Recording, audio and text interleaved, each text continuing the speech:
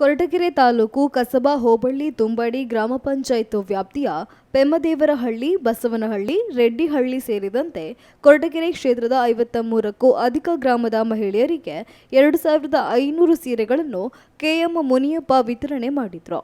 ಗುರುಸಿದ್ದರಾಮೇಶ್ವರ ಜಯಂತ್ಯೋತ್ಸವ ಮತ್ತು ತುಮಕೂರು ಬೋವಿ ಸಮಾವೇಶಕ್ಕೆ ಕೊರಟಗೆರೆ ಕ್ಷೇತ್ರದ ಸಮಾಜದ ಮಹಿಳೆಯರಿಗೆ ಹಸಿರು ಸೀರೆಯನ್ನು ಉಡುಗೊರೆ ನೀಡುವ ಮೂಲಕ ಕಾರ್ಯಕ್ರಮಕ್ಕೆ ಆಹ್ವಾನ ಮಾಡಲಾಗಿದೆ ಎಂದು ಕೆಎಂ ಮುನಿಯಪ್ಪ ತಿಳಿಸಿದರು. ಕಾರ್ಯಕ್ರಮದಲ್ಲಿ ಬೋವಿ ಸಮಾಜದ ಮುಖಂಡರು ಸೇರಿದಂತೆ ಇತರರು ಜೊತೆಗಿದ್ದರು.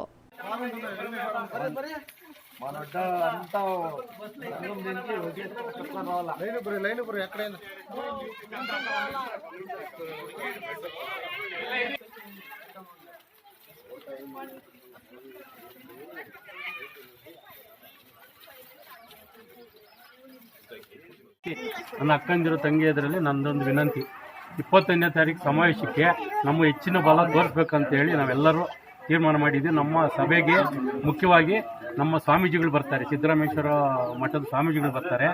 ಆಮೇಲೆ ಇವಾಗ ಸಚಿವರಾಗಿ ಹೊಸದಾಗಿ ಆಗಿರ್ತಕ್ಕಂಥ ಅರವಿಂದ್ ಲಿಂಬಾವಳಿ ಬರ್ತಾರೆ, ಮಾಕ್ಲಿ ರವಿಯವರು ಬರ್ತಾರೆ.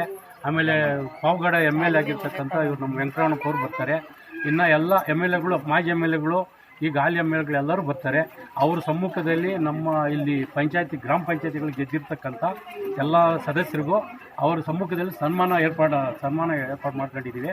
ಆದ್ದರಿಂದ ತಾವೆಲ್ಲ ದಯವಿಟ್ಟು ಬರಬೇಕು ಅಂತ ಕೇಳ್ಕೊಳ್ತೀನಿ.